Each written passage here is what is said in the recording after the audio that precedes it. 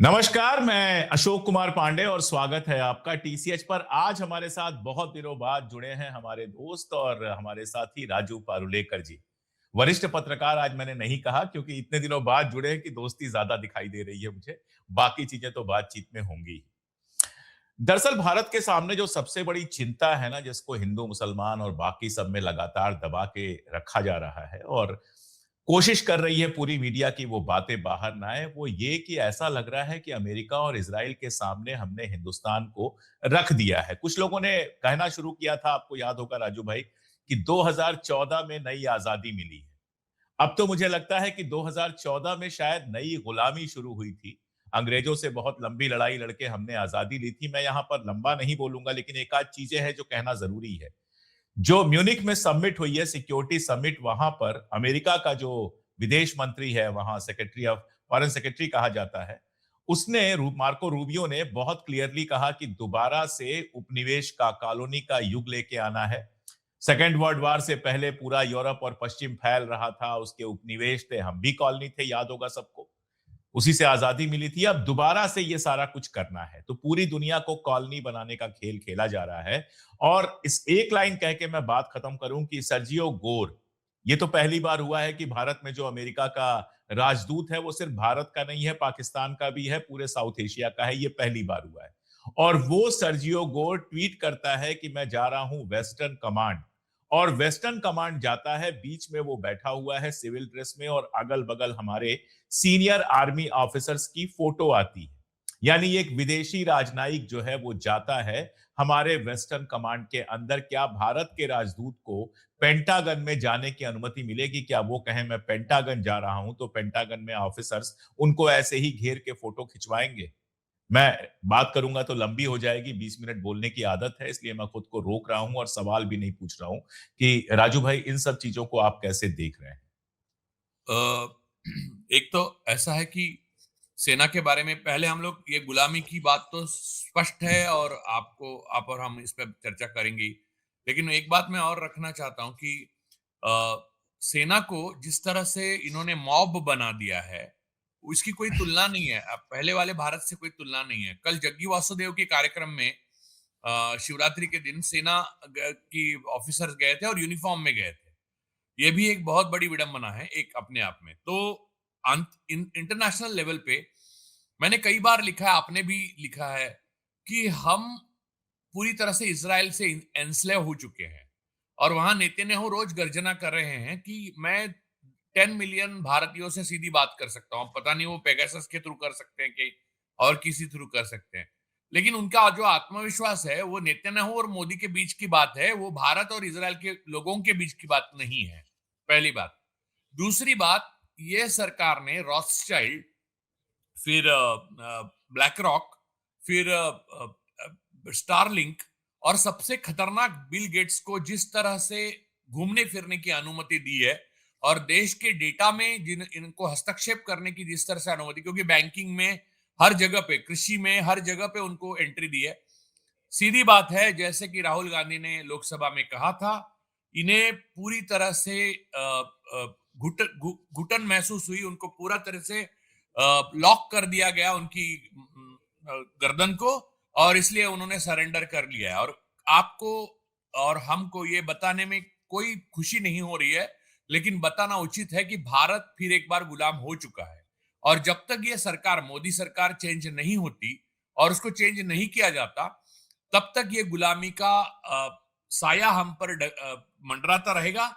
और ये इन्होंने इतने इन्फिल्ट्रेट कर दिए हैं अपने लोग, मोसाद, इज़राइल, ज़ायोनिज़्म और सारी चीज़ों ने, कि हमारे जो पारंपरिक मित्र थे, जैसे कि रशिया था, ईरान थे, इनसे हमने करीब हम तो करीब-करीब दुश्मन ही हो गए।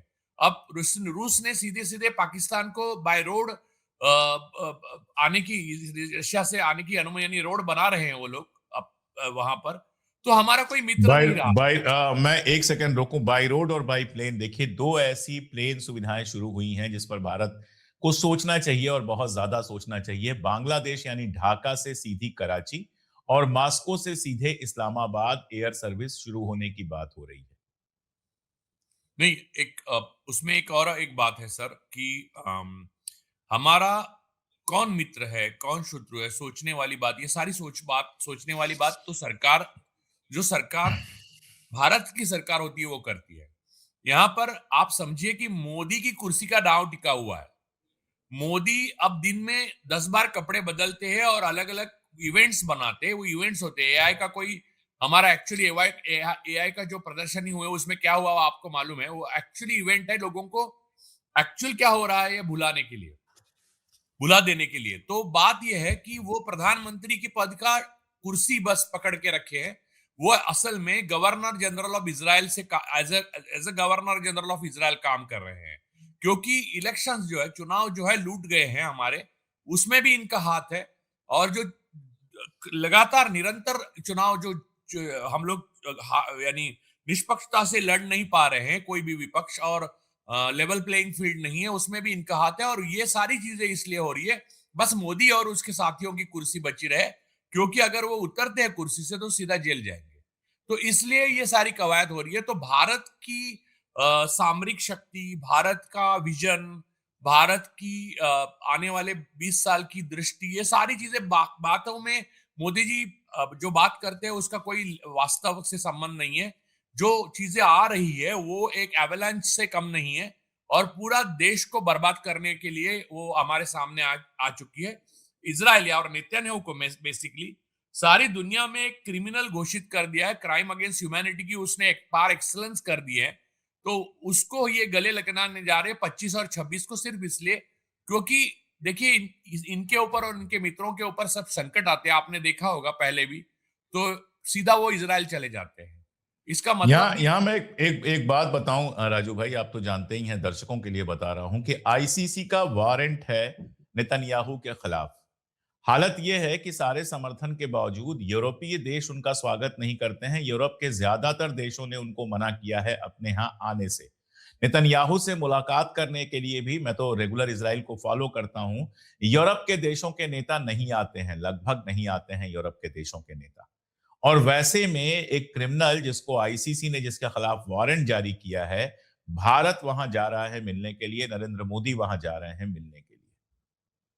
और दूसरी बात सर ये है कि नेतन्याहू का कल स्पीच आपने देखा ही होगा। वो बड़े हम्म। आत्मविश्वास से अपने लोगों को बोल रहे हैं कि भारत बड़ा देश है, 1.5 बिलियन पॉपुलेशन, यानी हमको मोदी बेच चुके हैं। हम हमारा हमारा ओपिनियन जो है वो कोई मायने ही नहीं रखता। तो 1.5 बिलियन के लोग, हम we are enormous popular in India. किसने बोला भाई? नेतन्याहू ने गाजा में जो किया उसके बाद पॉपुलैरिटी का सवाल ही नहीं उठता। वो क्राइम अगेंस्ट ह्यूमैनिटी था। गाजा भक्तों में भक्तों के जिस बीच तरह में से पॉपुलर है। भक्तों के हाँ, बीच में पॉपुलर है। भक्तों के जैसे बीच में ट्रम्प वो भी पॉपुलर थे। सर, वो भी मोसाद ने जो प्रोपागेंडा मशीनरी भारत में 2014 से खड़ी की है, आरएसएस और बीजेपी के संगठन के माध्यम से, और उसमें हिंदुस्तानी भी शामिल है। तो उसकी वजह से ये पॉपुलैरिटी का एक दिखावा बन गया है। वरना ऐसी चीजें करने वाले व्यक्ति, देखिए भारत कभी भी एंटीसेमिटिक नहीं था, ना ही है।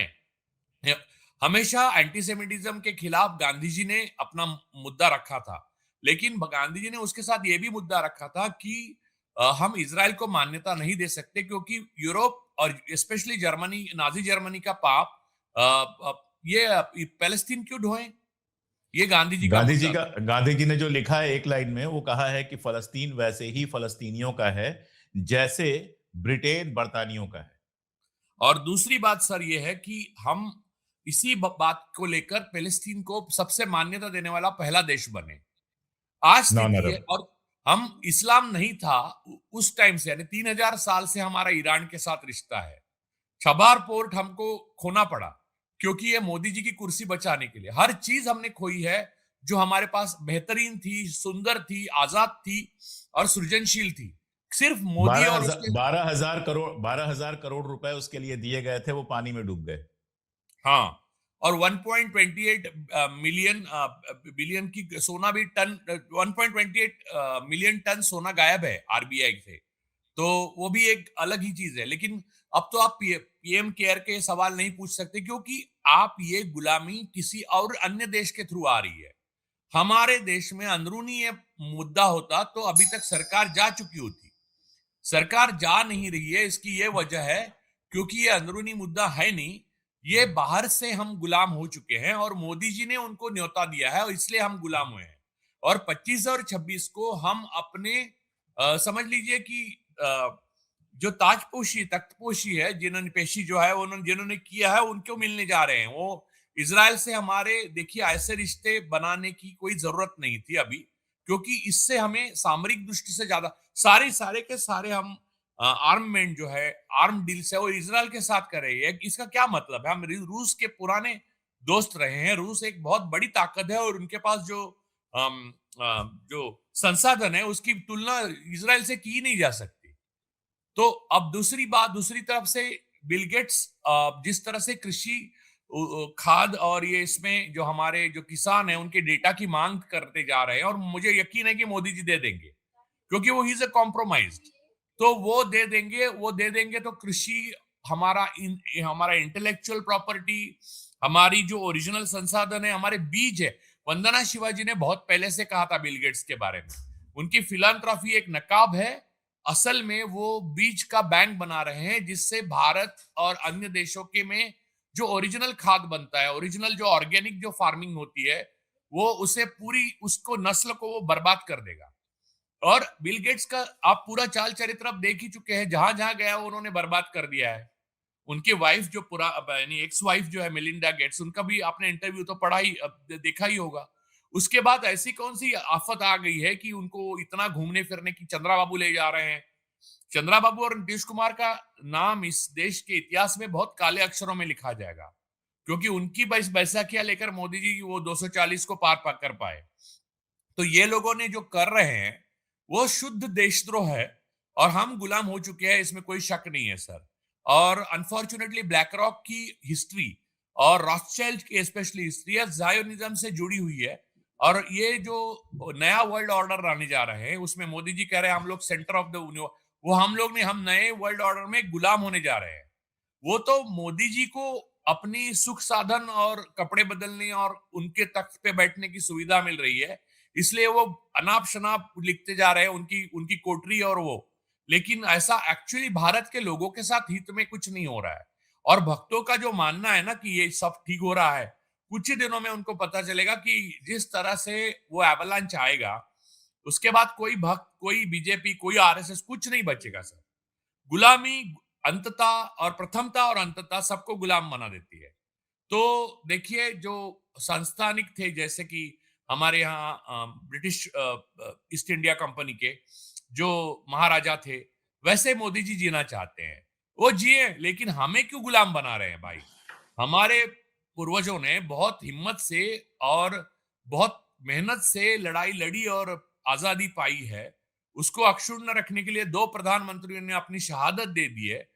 तो फिर भी हम फिर से गुलाम होने जा रहे हैं सिर्फ मोदी जी की कुर्सी बचाने के लिए। ये कुछ ठीक नहीं, और उनके साथियों के पैसे, उनके पावर उनको बचाने, अक्षुण्ण रखने के लिए। तो ये सब बहुत गलत हो रहा है, और भारत एक बहुत ही गंभीर समस्या से जूझ रहा है।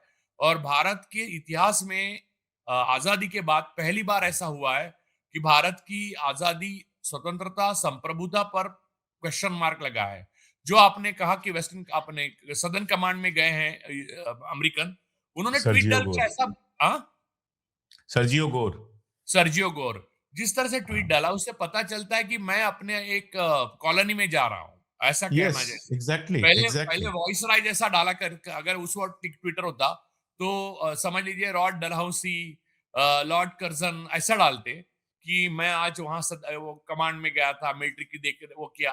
तो ये सब जो मोदी जी ने खोल दिया है, वो इसलिए खोला है क्योंकि वो सर वो अपने आप को बचाने के लिए वो उन्हें चोक किया गया है। जैसे राहुल गांधी ने कहा एग्जैक्ट सही है, उनको किसी का मैं तरह एक से सवाल लेकर आऊंगा राजू भाई। हमारे यहाँ दिक्कत यह है कि जानकारी बहुत कम है। हमारे टीवी चैनलों को आप जानते ही हैं, हमारे अखबारों को भी जानते हैं। एंकर जो आ रहे हैं लगातार, वो सिर्फ इतना ही नहीं है कि सरकार के एकदम गुलाम है, इतना ये भी है कि उनको देश दुनिया के बारे में कुछ पता भी नहीं है। जो लिख के दे दिया जाता है बक देते हैं। रॉथस्चाइल्ड वाला मामला मैं आपको बताऊं, आपको क्या बताऊंगा, दर्शकों को बताऊं कि रॉथस्चाइल्ड वो आदमी है, अब तो उसका खानदान है। रॉथस्चाइल्ड वो था जिसने ये कहा था कि मैंने इजराइल को बनाया है। फलस्तीन की जमीन खरीदने के लिए पैसा देने से लेकर वहां बसाना, जायनिज्म का पूरा करना। और रॉथस्चाइल्ड एप्स्टीन के सबसे करीबी लोगों में से था। बिल गेट्स एप्स्टीन के सबसे करीबी लोगों में से था। और एप्स्टीन का मामला सिर्फ इतना ही नहीं है कि वो लड़कियों के साथ जो कर रहा था वो तो हम जानते ही हैं। वो क्यों कर रहा था?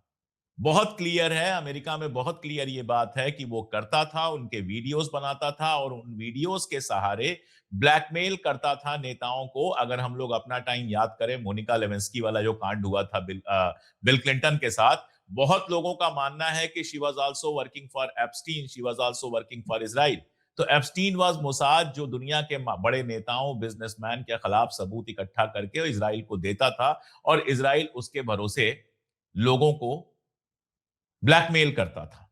तो ये एक ऐसा इंटरनेशनल कॉकस है, ये एक ऐसा इंटरनेशनल शिकंजा है, जिसमें रॉथस्चाइल्ड जैसे बंदे को देके जिसको जाना ही इसलिए जाता है कि दुनिया भर की जंगें उसने शुरू करवाई, दुनिया भर का उपनिवेशीकरण किया, क्या-क्या नहीं किया, फ़लस्तीन तो बनाया-बनाया। ऐसे आदमी को आप एनएससी में सलाहकार बनाते हैं। क्या दुनिया में, देश में पढ़े-लिखे या फाइनेंस जानने वाले लोगों की कमी हो गई या खत्म हो गया है? इसका मतलब क्या है ये जो आप कर रहे हैं, इसका मतलब क्या है? ऐसा लग रहा है अच्छा मुझे ये दिख रहा है कि इस बार बहुत जल्दीबाजी में है। ये चुनाव जिस तरह से 400 पार की उम्मीद थी, हुआ नहीं। 300 पार भी नहीं हुआ। नायडू साहब जैसे नहीं होते और हमारे नीतीश जैसे नहीं होते तो सत्ता में भी नहीं होते। इसलिए इस बार सत्ता में आने के बाद मोदी बहुत जल्दीबाजी में लग रहे हैं फटाफट-फटाफट सब कुछ करने का। ऐसा तो नहीं है कि अंदेशा हो गया है कि बहुत वक़्त नहीं है? नहीं, एक एक बात तो है कि वो उन्हें पता चल गया है। देखिए, ट्रम्प साहब ने आप और हम जो बात कर रहे हैं, उसके लिए और किसी बात की ज़रूरत नहीं है। ट्रम्प साहब ने दसों बार बोला है कि मैं मोदी का करियर बिगाड़ना नहीं चाहता। इसका क्या मतलब है? ये तो सीधा-सीधा ब्लैकमेल है सर, और उसका जवाब मोदी दे नहीं पाए। इससे पहले किसी भी प्रधानमंत्री के बारे में हिंदुस्तान के प्रधानमंत्री के बारे में अमेरिका के अध्यक्ष ऐसी बात नहीं कर पाते, क्योंकि जबड़ा हिला देते उसी वक्त। क्योंकि देखिए, कमजोर से कमजोर प्रधानमंत्री के बारे में, यानी गुजराल साहब के बारे में भी ऐसा अमेरिका के अध्यक्ष नहीं बात करते, क्योंकि किसी का कुछ था नहीं किसी के हाथ में। और यहाँ पर एप्स्टीन के बारे में आपने देखा होगा कि उस वीडियोस में एप्स्टीन ने आईडीएफ, जो इजराइल की आईडीएफ है सेना, उसका उसका टी शर्ट पहना हुआ है, उसके फोटोग्राफ है। और आप समझिए, दुनिया भर के सबसे शक्तिशाली और पावरफुल लोग है, उद्योजक है, फिर विचारक है, फिर पॉलिटिशियन तो है ही है, सरगना है, अध्यक्ष प्रेसिडेंट ऑफ यूनाइटेड स्टेट्स है।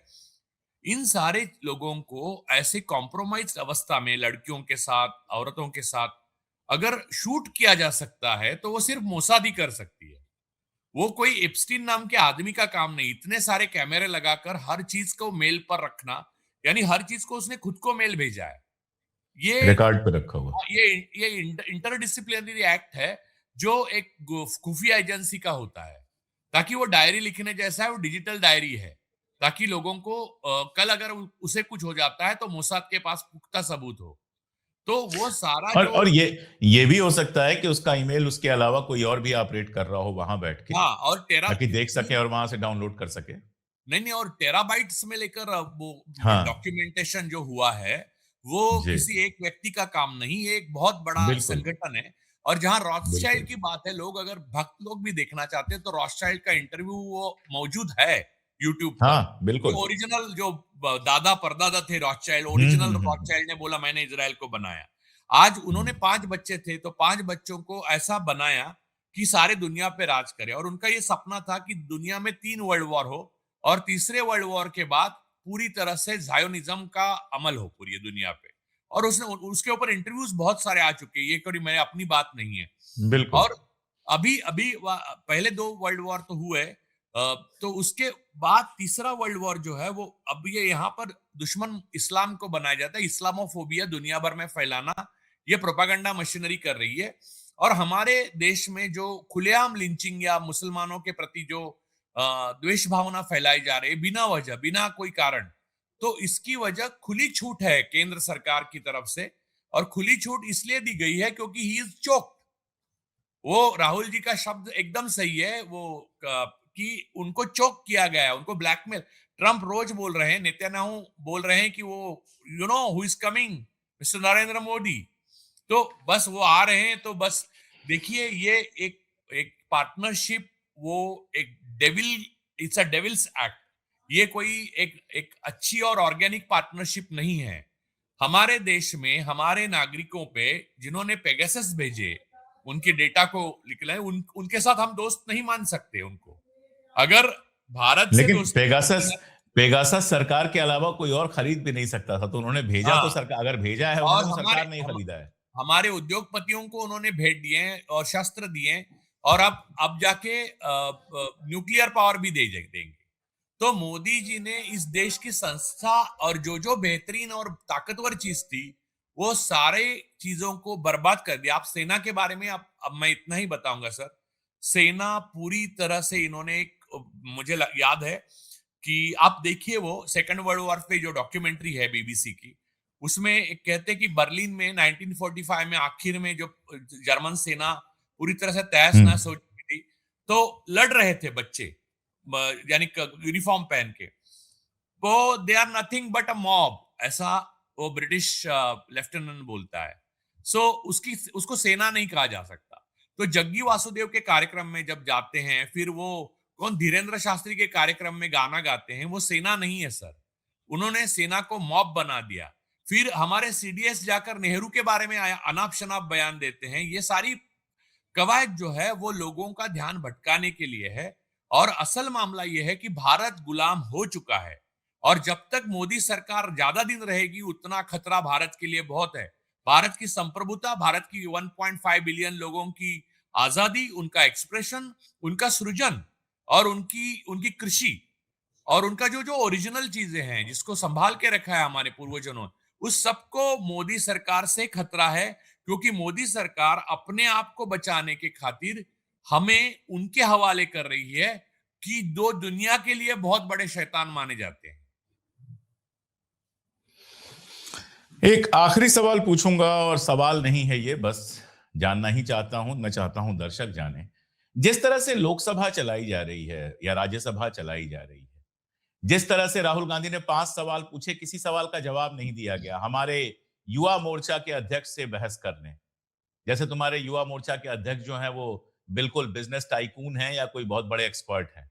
हालांकि कांग्रेस ने मजेदार जवाब दिया कि उसके बाद कांग्रेस के एक नेता सामने आते हैं और वो कहते हैं कि मुझसे प्रधानमंत्री बहस करने कांग्रेस ने मुझे अपॉइंट किया, वो पॉलिटिक्स है उसको हम छोड़ दें। लेकिन जिस तरह से संसद चल रही है कि एक भी सवाल का जवाब नहीं देना, ऐसे ऐसे लोग जो खड़े होकर सिर्फ बदतमीजी करते हैं, गालीबाजी करते हैं, ये मतलब डेमोक्रेसी को कहां पहुंचा दिया गया है राजू भाई? सर, ये डेमोक्रेसी को नहीं पहुंचाएगा। डेमोक्रेसी खत्म हो चुकी है। मैं आपको बताता हूं इसका राज असल में क्या है। ये टोकन प्ले, यानी वो ये एक प्ले कर रहे हैं। जैसे कि मोदी जी ने कल एआई का वो एग्जीबिशन देश भर में लगा। एआई में कुछ नहीं है। जो वहां गए थे उन्होंने सब अनुभव लिखे हैं, ट्वीट आप एक्स पे देख सकते हैं। उन्होंने लिखे हमको बाहर निकाला और हमारा सामान गायब हो गया, ऐसा एक ने लिखा। दूसरे ने लिखा भीड़ इतनी चोरी थी। हो गई है। हाँ, और वो वहां पर एआई का कुछ था ही नहीं, हुआ ही नहीं कुछ। हाँ, तो अब बात यह है कि लोकसभा राज्यसभा जो जो उनके आका जो है, जिन्होंने उनके ब्लैकमेल कर रहे हैं, उन्होंने बोला कि आपका जो बाहरी नेपथ्य है वैसा ही रखो। तो बाहरी नेपथ्य के लिए मोदी जी वो लोकसभा का बिल्डिंग बना के वहां पर चला रहे हैं, सेवा तीर्थ चला, बाकी सारी बस उनकी कुर्सी अक्षुण्ण है, बचानी है, और हमेशा के लिए उनके पास रहनी चाहिए। और उनके साथी जो है इसमें जो partners in this crime. Crime और देशद्रोह, यानी ट्रेचरी, तो उनको सब बचाने के लिए ये सारा, बेसिकली खुद को बचाने के लिए, खुद की कोटरी को बचाने के लिए ये सारा नेपथ्य है। बाकी हमारे यहाँ लोकसभा, राज्यसभा, जुडिशरी, चुनाव आयोग, ये सारी चीजें बस दिखावा करने के लिए कि हम लोकतंत्र हैं, वरना हम लोकतंत्र नहीं हैं। अब 2014 के बाद धीरे धीरे नोटबंदी वो पहला कदम था जो किसी और के कहने से, किसी विदेशी ताकत के कहने पे किया गया था। इसलिए अब देखिए नोटबंदी पे बोलने भी नहीं देते सभापति, बोलते वो 9 साल पुरानी बात है, बात मत करो। क्यों भाई? नेहरू 9 साल से पुराना बात आप कर सकते हो, नोटबंदी क्यों? क्योंकि नोटबंदी उनका वो जख्म है अरे जो, मुगलों मुगलों पे बात कर सकते हैं, कई 100 साल पुराने। अरे वंदे मातरम इमरजेंसी पे पूरा मुगलों सब बहस पर किया। बात कर, वंदे अरे मातरम पे वंदे बहस कर मातरम सकते पे उन्होंने पूरा बहस किया जो 19वीं शताब्दी में किताब लिखी गई थी। हैं। तो बिल्कुल। बात सिर्फ सर वंदे मातरम पूरा गाना, राष्ट्रगान से पहले वो गाना, फिर टीपू सुल्तान, ये सारी चीजें बस नेपथ्य लोगों को भटकाने के लिए की जा रही है। असल में भरे बाजार में पूरे देश के 1.5 बिलियन लोग, उनकी किसानों की फसल, उनकी जमीन, उनका जल और उनका जंगल, इस सरकार ने रॉथस्चाइल्ड और ब्लैक रॉक और बिल गेट्स और बाकी अन्य लोगों को और नेतन्याहू को बेच दिया है। हमें बेचकर बदले में मिली हुई कुर्सी वो भोग रहे हैं। बस इतना ही उसका मॉरल ऑफ द स्टोरी है। इसलिए 25 और 26 को गवर्नर जनरल ऑफ इजराइल जा रहे हैं वहां पर रिपोर्ट करने के लिए। नहीं, गवर्नर जनरल तो क्या इजराइल, हाँ ठीक है, चलिए अच्छी बात है। तो तो आप आप समझ सकते हैं आप सर वॉइसराय कह सकते हैं आप। हाँ नहीं ठीक है, समझ गया मैं। तो ये जो बातें हैं ठीक है, हंसना जरूरी होता है, इसलिए हम भी हंस लेते हैं इस पर, लेकिन वही था कि कभी खुद पे कभी हालात पे हंसना आया वाली हालत है कि मतलब जिस तरह से देश हमारा एकदम खुद मुख्तार हुआ करता था, अपने फैसले हम खुद लेते थे। जरूरी नहीं है सारे फैसले सही हों, जब कोई फैसले लेगा तो कभी सही लेगा, कभी गलत लेगा। लेकिन जब गलत लेते थे तो जनता सवाल पूछती थी, जब सही लेते थे तो जनता उस पर नजर बना के रखती थी। कम से कम किसी विदेशी राष्ट्रपति की ये हिम्मत नहीं थी कि हमारे लोगों को कुछ कह सके। कम से कम किसी और देश के सामने हम इस तरह से झुके हुए नजर नहीं आते थे, और कम से कम रॉस चाइल्ड जैसे मानवता के शत्रुओं को बुलाकर एनएससी का हम ऑब्जर्वर नहीं बनाते थे। अमेरिका के राजदूत को वेस्टर्न कमांड देखने का कभी भी सुख नहीं मिला होगा आज के पहले किसी भी प्रधानमंत्री के जमाने में। हिंदू मुसलमान में बड़ा मजा आता है, दिन भर वायरल वीडियो आते हैं, दिन भर वायरल वीडियो चलते रहते हैं। बहुत सारे लोगों ने यूट्यूब के नाम पर एक 50 रुपए का माइक ले लिया है, जिनका दिन भर काम है कि किसी मुस्लिम बस्ती में जाकर कोई ऐसी वायरल रील ढूंढे जो दिन भर चलती रहे, और आपको इसमें बड़ा मजा आता है, समर्थन वालों को भी और विरोध वालों को भी। लेकिन राजू भाई ने अगर आज 20 मिनट बात की होगी तो उसमें मुझे लगता है 50 बार एक शब्द का नाम लिया होगा, नेपथ्य। यानी ये सब आपको बस बेवकूफ बनाने के लिए है कि आप ये रील देखकर, वैसे भी प्रधानमंत्री जी को रील को प्रमोट करने में बड़ा अच्छा लगता है। पैसा दिया गया है, यूनिवर्सिटीज में रील बनाना सिखाया जाएगा, कंटेंट क्रिएशन सिखाया जाएगा। तो आप ये रील देखते रहें, आप हिंदू मुसलमान में परेशान रहें। अगर आप सांप्रदायिक हैं तो खुश हो जाए, अगर आप नहीं सांप्रदायिक हैं तो दुखी हो जाए, लेकिन इसी में उलझे रहें। और इन सब के पीछे जिस तरह से देश और देश का हित लगातार बेचा जा रहा है, आपका ध्यान उस पर ना जाए। आप नेहरू के इतिहास में तो परेशान रहे, लेकिन रॉथस्चाइल्ड का इतिहास कोई आपको नहीं बताएगा। आप यहां पर टीपू सुल्तान की बात करें, लेकिन इजराइल और मोसाद की बात ना करें। आप यहां पर शिवाजी महाराज पर कुछ भी यहां वहां बात करते रहे, उनकी मूर्ति गिर जाए आपकी बनवाई हुई, लेकिन एप्स्टीन फाइल्स पर बात ना हो। दुनिया भर की बात हो जाए, लेकिन जो मुद्दे सामने हैं उन पर बात ना हो। कितनी छोटी छोटी बात पर लाल कृष्ण आडवाणी ने हवाला कांड में नाम डायरी में आ गया था, एक हवाला व्यापारी के डायरी में नाम आ गया था, और अडवाणी से लेकर सिंधिया तक तमाम लोगों ने इस्तीफा दिया था। नटवर सिंह का जरा सा नाम आ गया था, उनसे मंत्रिमंडल छीन लिया गया था, फिर पार्टी से निकाल दिया गया था। यहां एप्स्टीन फाइल में इतनी बार नाम आया है, लेकिन पुरी साहब सामने आकर कह रहे हैं कि अरे ये तो बेकार की बात है, और जो जो कह रहे हैं वो छोड़ दीजिए। ये सब इसलिए हो पा रहा है क्योंकि आप हिंदू मुसलमान में बिजी हैं। ऐसे ही अंग्रेजों ने भी बहुत सारी चीजों में उलझा कर रखा था और हमें लूटा था। 2014 के बाद की ये नई गुलामी अगर समझ में नहीं आएगी तो आपकी और हमारी आने वाली पीढ़ियों को इसकी बहुत बड़ी कीमत चुकानी पड़ेगी। हम तो चुका ही रहे। बहुत शुक्रिया राजू भाई, आप स्वस्थ रहें, आपका गला ऐसे ही गरजता रहे ताकि थैंक आपसे यू हम सर। लगातार बात कर सके। लेकिन अपने दर्शकों की तरफ से और अपनी तरफ से भी हम आपसे ये रिक्वेस्ट करेंगे, उतना ही स्ट्रेन लें जितना डॉक्टर अलाउ करे, ताकि लंबे समय तक हम लोग ऐसे ही गरजते रहे मिलकर। थैंक यू बहुत सर। शुक्रिया राजू भाई, थैंक बहुत शुक्रिया। थैंक